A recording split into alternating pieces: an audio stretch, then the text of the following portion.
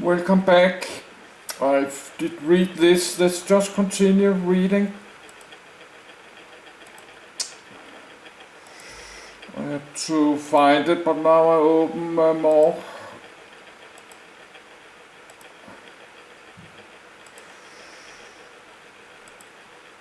So this will take forever to read this one. Let's read this. History of New York City, 1978 present. New York City has seen a cycle of modest boom and a bust in the 1980s, a major boom in the 1990s, and mixed prospects since then. This period has seen severe racial tension, a dramatic spike and fall of crime rates, and a major influx of immigrants growing the city's population past the 8 million mark. The 11th of September attacks on the World Trade Center in 2001 had a lasting impact on the city that continues to reverberate to the present. Koch and Dinkins, 1978-1993, edit. See also, Crime in New York City. Compared to the 1970s, the 1980s were a time of restrained optimism in New York. The boom on Wall Street was fueling the speculative real estate market, and unemployment numbers dropped noticeably. Koch successfully balanced the city's budget ahead of schedule, allowing the city to re-enter the bond market and raise cash, effectively ending the city's financial crisis by 1981. However, the city's reputation for crime and disorder was still very much a part of New Yorkers' daily lives. Mayor Ed Koch repeatedly warned that filth, crime, and racial tensions were weakening the city. He put a high priority on rebuilding neighborhoods and infrastructure. One result was that gentrification brought new businesses to decrepit neighborhoods and converted low-end rental housing to co-ops and condos that attracted young upscale professionals and business people. Koch's energetic efforts brought enormous attention from the media, but critics condemned his attacks on his opponents as crazy wackos and radicals and alleged he was racially divisive. For years enormous attention followed the criminal trials resulted when a woman known as the Central Park Jogger was badly beaten and raped. The illegal drug trade flourished, causing the murder rate to soar, and dividing the city into areas ruled by different drug lords. It became known as the crack epidemic. The New York City subway fell victim to a crime epidemic that saw more crimes being committed on the subway each year than in any other subway system around the world. Homelessness became a serious problem during the 1980s. Specifically in the last two of Edward Koch's 3 terms as mayor, 1978-1990. The city outlawed discrimination against gay and lesbian people in such matters as employment and housing in 1986. In 1989, Koch was defeated by David Dinkins in the Democratic Party primary in his bid for a 4th term. And then Dinkins narrowly defeated Republican Rudolph Giuliani in the general election to become the city's first ever black mayor. Crime began a 15-year decline in 1990 during Dinkins's administration, but a combination of continued racial strife, such as that in the Crown Heights riot in 1991, and an extremely weak economy. In January 1993 the city's unemployment rate reached 13.4%, the highest level of joblessness seen there since the Great Depression, caused Dinkins' popularity to seriously decline, including a threat by residents of Staten Island to secede from the city, where in a 1993 referendum, 65% voted to secede, but implementation was blocked in the state assembly. On the 26th of February 1993, a truck bomb detonated in a basement garage of World Trade Center Tower 1.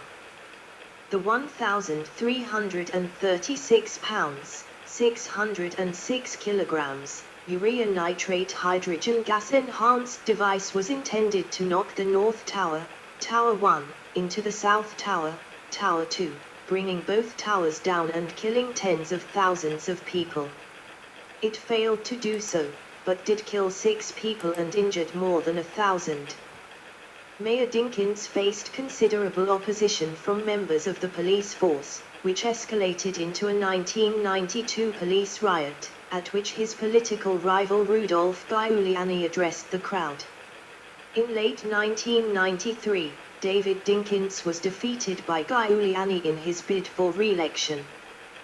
Giuliani, 1994-2001, edit.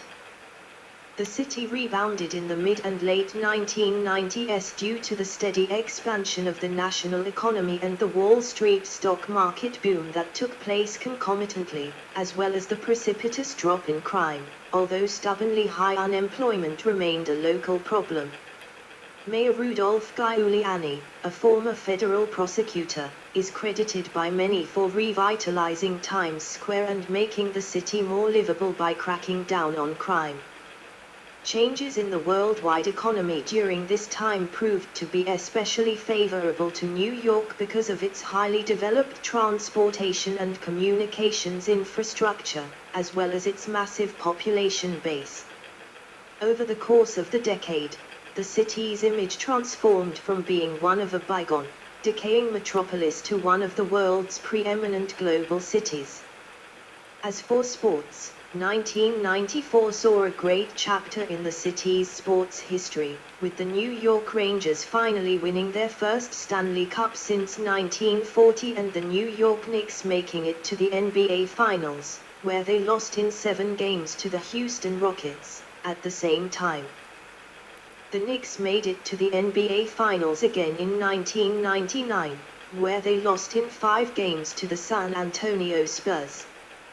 The New York Yankees began a dynasty led by manager and New Yorker Joe Torre, winning the World Series in 1996, 1998, 1999, and 2000. The 11th of September, 2001, edit. Main article, the 11th of September attacks.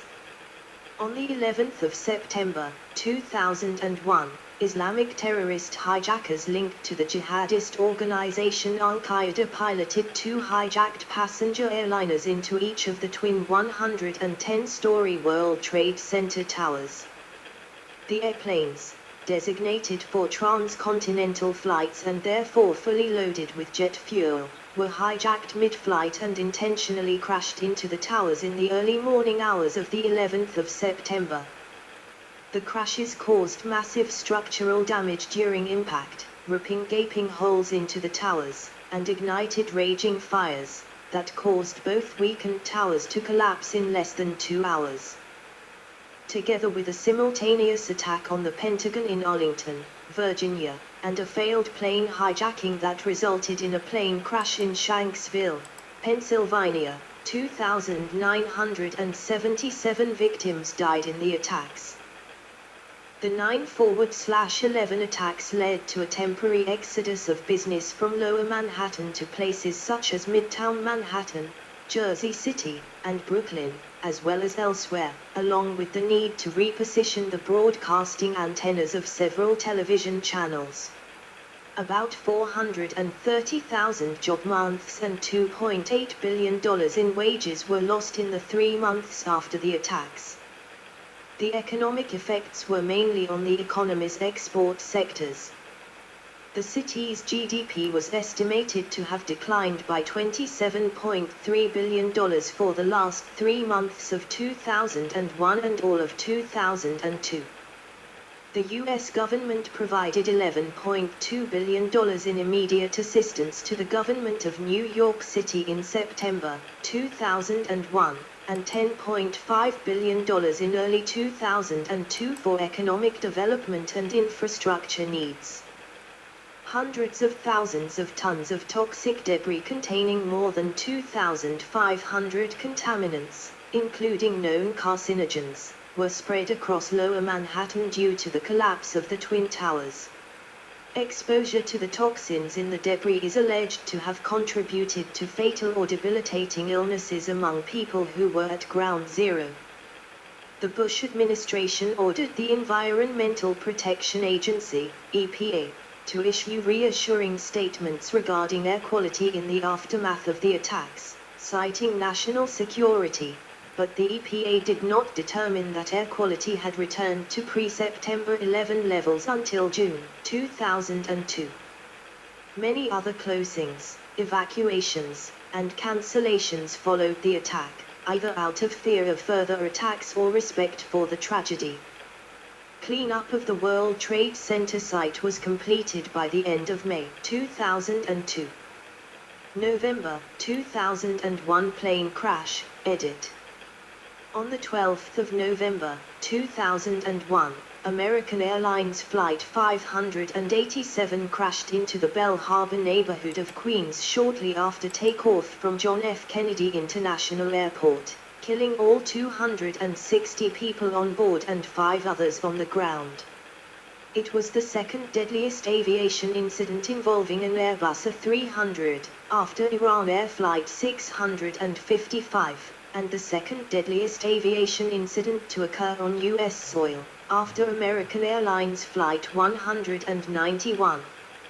In terms of single airplane crash incidents that were ruled accidental and not criminal, as of March 2014, no incident since then has surpassed that death toll, though before 2001 there had been deadlier incidents of this type.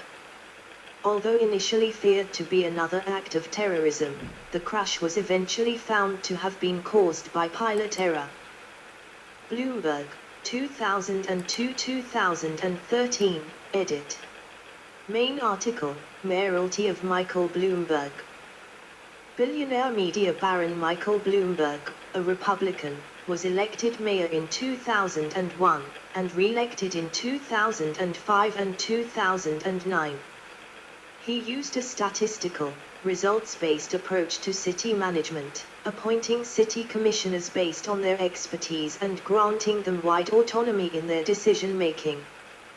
Breaking with 190 years of tradition, he implemented what New York Times political reporter Adam Nagany called a bullpen open office plan, similar to a Wall Street trading floor, in which dozens of aides and managerial staff are seated together in a large chamber. The design is intended to promote accountability and accessibility. Over the next 10 years, a wave of public and private sector building projects reshaped large sections of the city, and a residential construction boom has resulted in permits being issued for over 25,000 new residential units every year.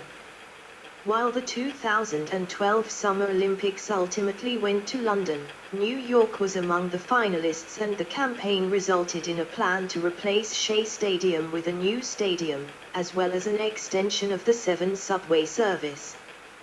New York City was affected by the 2003 North America blackout on the 14th of August, 2003, at 4:11 p.m., leaving the city without electricity for over a day. Unlike in the New York City blackout of 1977, there was no major looting. However, during the blackout, Verizon's emergency generators failed several times, leaving the emergency services number 9-1-1 out of service for several periods of about a quarter hour each. New York City's 311 information hotline received over 175,000 calls from concerned residents during the weekend. Amateur radio operators attached to New York City ARS provided a backup communications link to emergency shelters and hospitals. Amateur radio repeaters were supplied with emergency power and remained functional. Many major U.S. networks, CBS, NBC, ABC, and Fox, and some cable TV networks, such as HBO, MTV, and Nickelodeon, were unable to broadcast because of the lack of electricity in the New York City area, but backup stations in Dallas and flagship transmitters there made it possible for prime-time television to be broadcast. ABC chose instead to cover the news from Washington, D.C. during the blackout. Hurricane Irene brought a destructive storm surge to New York City on the evening of August 24-25, 2011. In Manhattan, the Hudson River flooded in the Meatpacking District. Long Beach and Freeport, both of which experienced serious flooding, were among the worst-hit towns on Long Island, and many roads were left impassable. The workers at Ground Zero in Lower Manhattan worked to make the World Trade Center site hurricane-proof, and escaped major damage, just missing the 10th anniversary of 9/11. The winds knocked down many trees and power lines, leaving almost 350,000 homes and businesses without power in Nassau and Suffolk counties. Hurricane Sandy brought another destructive storm surge to New York City on the evening of the 29th of October, 2012, flooding numerous streets, tunnels and subway lines in Lower Manhattan and other areas of the city and cutting off electricity in many parts of the city and its suburbs. City public schools closed for 4 days. CUNY and NYU cancelled all classes and campus activities for the 30th of October. The New York Stock Exchange was closed for trading for 2 days, the first weather closure of the exchange since 1985. It was also the first 2-day weather closure since the Great Blizzard of 1888. The East River overflowed its banks, flooding large sections of Lower Manhattan. Battery Park had a water surge of 13.88 feet. 7 subway tunnels under the East River were flooded. The Metropolitan Transportation Authority said that the destruction caused by the storm was the worst disaster in the 108-year history of the New York City subway system. Seawater flooded the Ground Zero construction site. Over 10 billion gallons of raw and partially treated sewage were released by the storm, 94% of which went into waters in and around New York and New Jersey.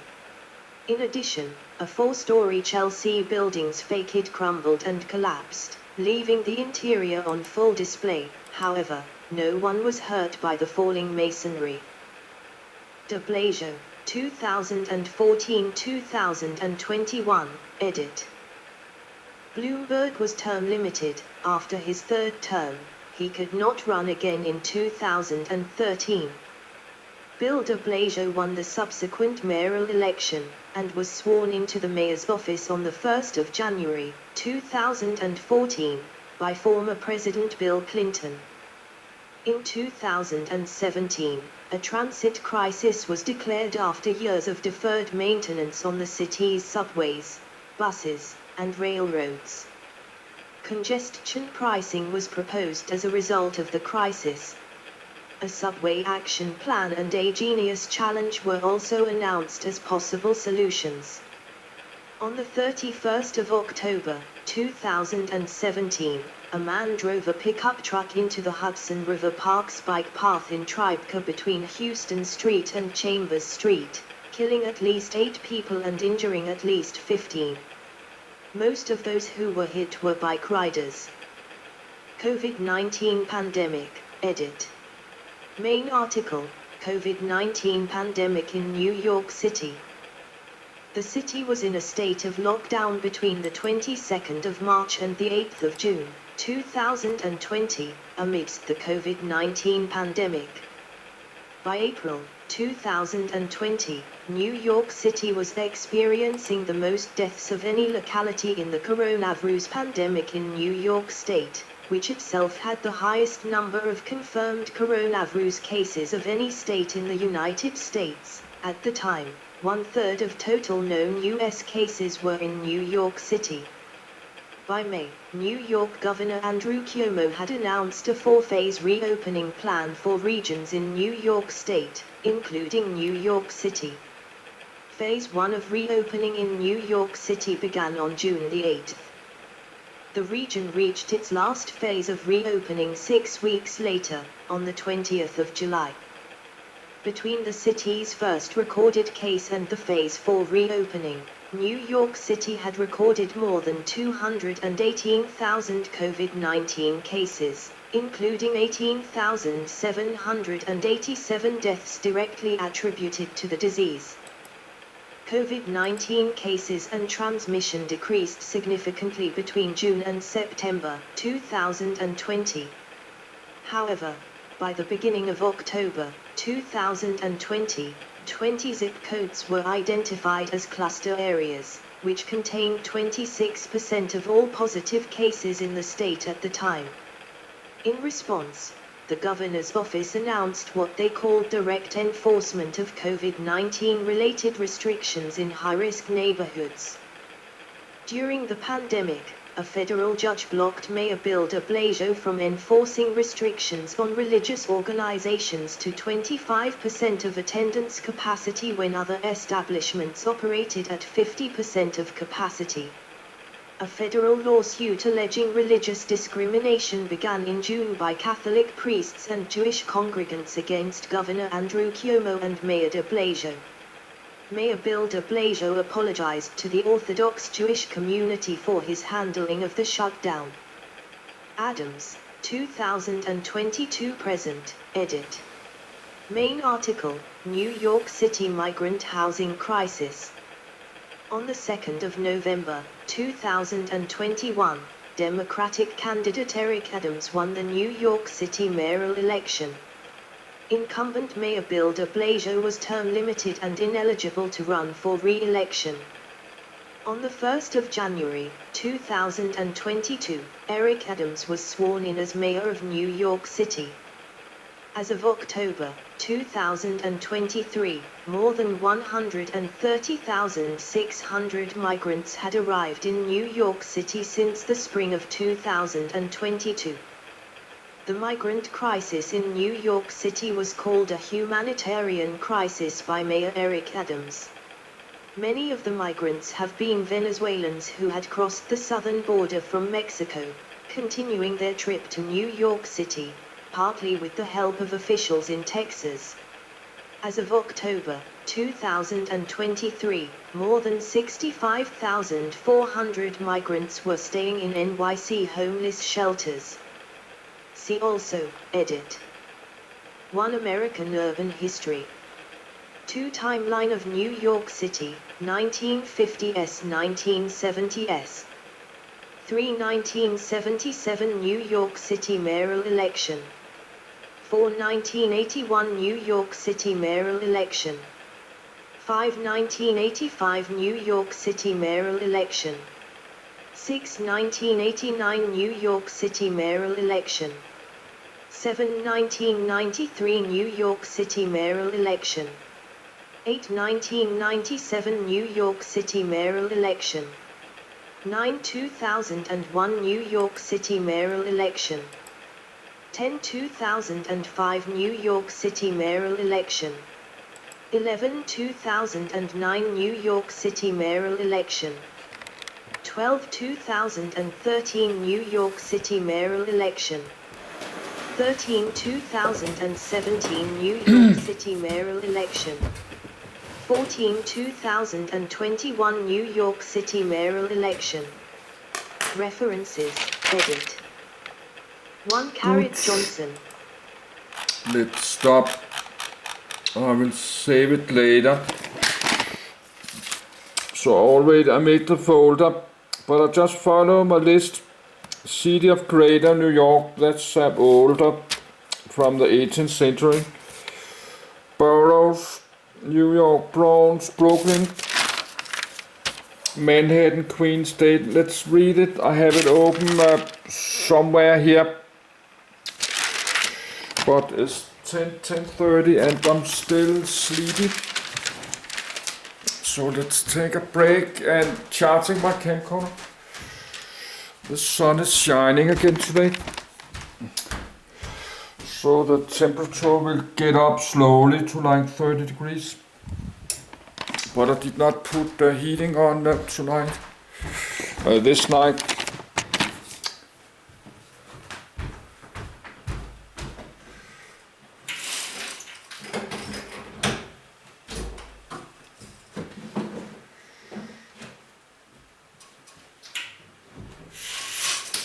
Let's just keep reading, because I'm kind of out of money. I have paid all my bills. I'm not behind any bills.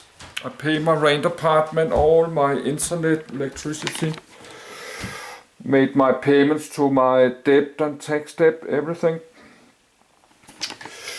But I need to have a saving, so it's Sunday number 6, so we can read the whole month. I will get my YouTube money, the 25. So we can just have a long Eastern, so we just read the whole month. And I get my Danish pension, the 30. And I have to pay my bills again 1st May. So that's a big problem in New York City.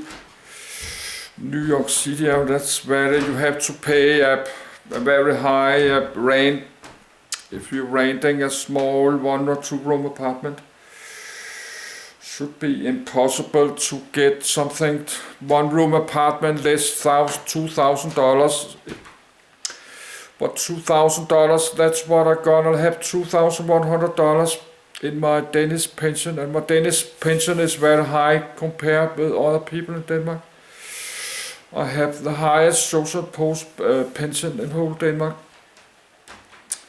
like $3,000 before Danish tax. So even with my $2,100 after tax, I could not even renting a small 1 room apartment, $2,000 months in the whole New York City. A 1 room apartment is smaller than this. That will be apartment like this one without this room. A room little smaller than this. It's impossible to get my whole Danish pension. And that's many lower income people, many millions, they're working like $15, $20 every hour. And even they're working like a crazy, like 60, 70, 80 hours.